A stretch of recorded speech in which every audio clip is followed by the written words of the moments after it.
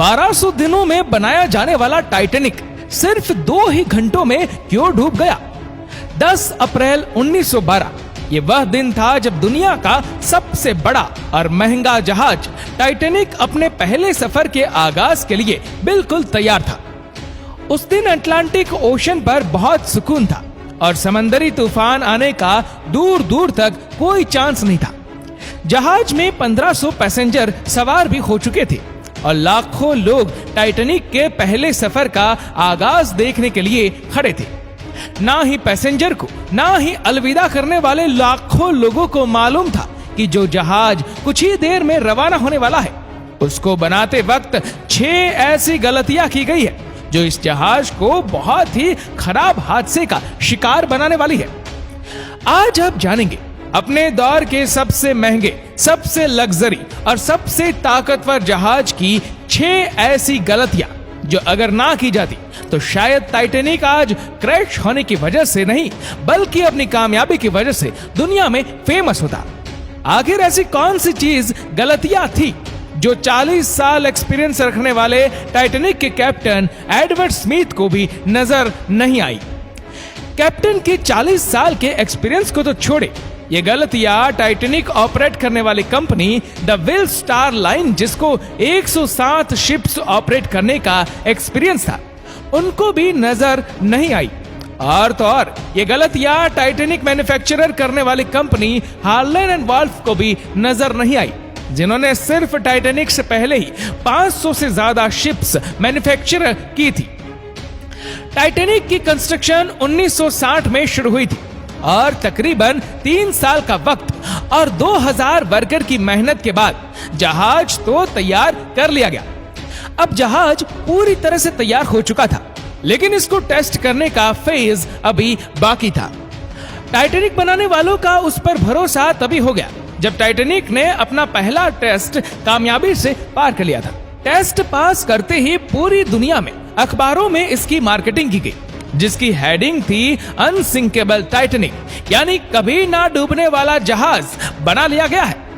जहाज का पहला सफर इंग्लैंड के शहर साउथहैम्पटन से शुरू होना था, जिसका दिन 10 अप्रैल 1912 तय किया गया और जिसकी मंजिल अमेरिका के शहर न्यूयॉर्क थी। टाइटैनिक के सेकंड क्लास में सफर करने की कीमत $30, जबकि फर्स्ट क्लास में सफर करने की कीमत $150 रखी गई थी।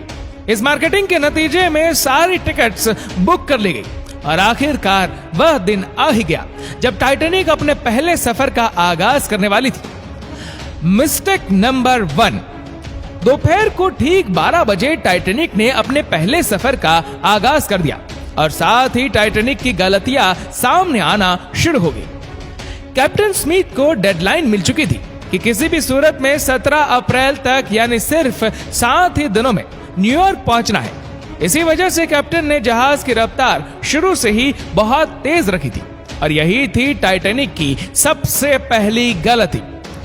कैप्टन स्मिथ को मालिक की दी गई इंस्ट्रक्शन और प्रेशर की वजह से न्यूयॉर्क जल्द से जल्द पहुंचना था, क्योंकि ये टाइटैनिक का पहला सफर था और अगर वह न्यूयॉर्क टाइम से ना पहुंचते तो टाइटैनिक की रेपुटेशन को काफी नुकसान होता।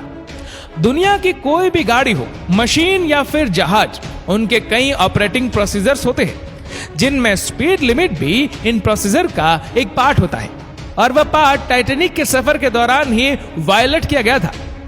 थोड़ी ही देर में जहाज साउथहैम्पटन के पोर्ट को इतना पीछे छोड़ गया कि अब दूर दूर तक नीले समंदर के अलावा कुछ नजर नहीं आ रहा था। Mistake number 2। अब टाइटैनिक को चलते हुए 3 दिन गुजर चुके थे। फ्रांस और आयरलैंड में थोड़ी देर के स्टॉप के अलावा टाइटैनिक पिछले 72 घंटों से न्यूयॉर्क की तरफ बढ़ता चला जा रहा था। ये 14 अप्रैल 1912 की शाम थी। समंदर पर हर तरफ खामोशी छाई हुई थी, जिसकी वजह से विजिबिलिटी भी काफी कम हो चुकी थी। उसी रात एक और जहाज जो कि टाइटैनिक से कुछ घंटे ही आगे था, उसके कैप्टन ने टाइटैनिक को समंदर पर तैरती हुई चट्टाने यानी आइसबर्ग के बारे में वार्निंग दी थी।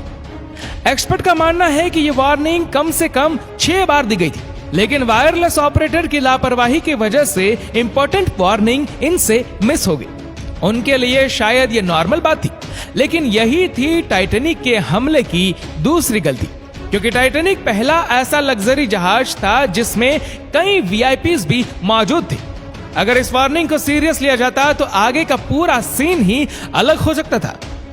मिस्टेक नंबर 3, जहाज की स्पीड भी बहुत ज्यादा थी और उनसे एक बहुत इंपॉर्टेंट वार्निंग भी मिस हो चुकी थी। टाइटैनिक अब तेजी से आइसबर्ग की रेंज में बढ़ता चला जा रहा था, लेकिन अभी भी टाइटैनिक को हादसे से बचाया जा सकता था, क्योंकि जहाज के पहरेदार अलर्ट थे, जो किसी भी आइसबर्ग को दूर से देखने पर ही कैप्टन को कहने के लिए रेडी थे। लेकिन दूर से देखने के लिए इनके पास एक चीज मौजूद ही नहीं थी, और वह चीज थी दूरबीन। जी हाँ, पहरेदार अलर्ट तो थे, लेकिन वह आइसबर्ग को दूरबीन ना होने की वजह से दूर से नहीं देख सके, और यही थी टाइटैनिक की तीसरी गलती। आइसबर्ग की खबर कैप्टन स्मिथ को उस वक्त हुई जब जहाज के पहरेदारों ने खबर दी कि जहाज के बिल्कुल सामने एक फुटबॉल फील्ड की साइज जितना आइसबर्ग है। लेकिन अब बहुत देर हो चुकी थी, क्योंकि आइसबर्ग टाइटैनिक की करीब आ चुका था। मिस्टेक नंबर 4, क्योंकि अटलांटिक ओशन में अक्सर शिप्स को ऐसे आइसबर्ग का सामना करना पड़ता है जिसको बड़े बड़े जहाज आराम से हैंडल कर लेते हैं। शायद कैप्टन स्मिथ ने भी यही सोचा था। आइसबर्ग की खबर मिलते ही कैप्टन स्मिथ ने जहाज के इंजन बंद करने का हुक्म दिया और साथ ही टाइटैनिक का रुख बदलने का भी ऑर्डर दिया। बेशक कैप्टन स्मिथ ने आइसबर्ग से बचने की बहुत कोशिश की, लेकिन फासला इतना कम रह गया था कि कुछ भी करना फिजूल साबित हुआ। आइसबर्ग अब टाइटैनिक के सेंटर में टकरा चुका था, लेकिन टाइटैनिक के अभी भी बचने की काफी उम्मीद बाकी थी। ये उम्मीद बाकी रह गई थी कि शायद आइसबर्ग जहाज की बॉडी को नुकसान ना पहुंचाए, या फिर आइसबर्ग जहाज से टकराते ही खुद ही टूट जाए, और शायद होता भी ऐसे ही अगर टाइटैनिक की चौथी गलती अपना काम ना दिखाती।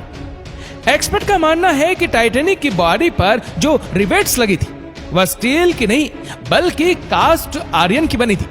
इन रिवेट्स का काम लोहे के बड़े बड़े फीचर्स को आपस में जोड़े रखना होता है, क्योंकि कास्ट आयरन स्टील से नरम होता है। इसी वजह से जिस जगह आइसबर्ग टाइटैनिक की बॉडी से टकराया वहां के रिवेट्स प्रेशर की वजह से खुल गए, और फिर वही हुआ जिसका डर कैप्टन स्मिथ को था। मिस्टेक नंबर 5, टाइटैनिक की टक्कर एक फुटबॉल फील्ड जितने बड़े आइसबर्ग से हो चुकी थी, और अब जहाज के निचले हिस्से में पानी भरना शुरू हो चुका था। इस खतरनाक हमले ने पूरे जहाज के पैसेंजर्स को अलर्ट कर दिया था, और साथ ही जहाज में मौजूद टाइटैनिक के मालिक जोसेफ ब्रूस को भी। बेशक टाइटैनिक में पानी भरना शुरू हो गया था, लेकिन अभी भी टाइटैनिक के बचने की उम्मीद बाकी थी, क्योंकि टाइटैनिक को ऐसे डिजाइन किया गया था कि अगर इसके तीसरे फ्लोर में पानी भर भी जाए फिर भी ये नहीं रुक सकता। लेकिन बदकिस्मती थी, इस जहाज की 3 फ्लोर को क्रॉस करके पानी अब चौथे फ्लोर तक आ पहुंचा था। अब मामला हाथ से निकल चुका था। टाइटैनिक आहिस्ता आहिस्ता ओशन में डूबता जा रहा था। अब जहाज की फिक्र किए बगैर इसमें मौजूद पैसेंजर की जान बचाने का वक्त आ गया था। कैप्टन स्मिथ ने रेडियो पर इमरजेंसी अलर्ट जारी कर दिया। जब तक कोई मदद के लिए आता तब तक पैसेंजर्स को बोट्स में शिफ्ट करने का प्लान किया गया। लेकिन इस मौके पर 5वीं गलती ने अपना काम दिखा दिया। जी हाँ, जहाज में टोटल 32 बोट्स की जगह थी, लेकिन लापरवाही की वजह से सिर्फ 20 बोट्स ही रखी गई थी। पैसेंजर थे 1500 और बोट्स थी सिर्फ 20। मिस्टेक नंबर 6, हर तरफ अफरा तफरी मची हुई थी और हर शख्स उन 20 बोट्स में सवार होना चाहता था। 12:45 पर पहली इमरजेंसी बोट्स समुद्र में उतारी गई, लेकिन यहां हुई एक और छठी गलती। अफरा तफरी में बोट्स को पूरा भरे बगैर ही समंदर में उतार दिया गया, जिसमें ज्यादातर फर्स्ट क्लास पैसेंजर्स को बिठाया गया था।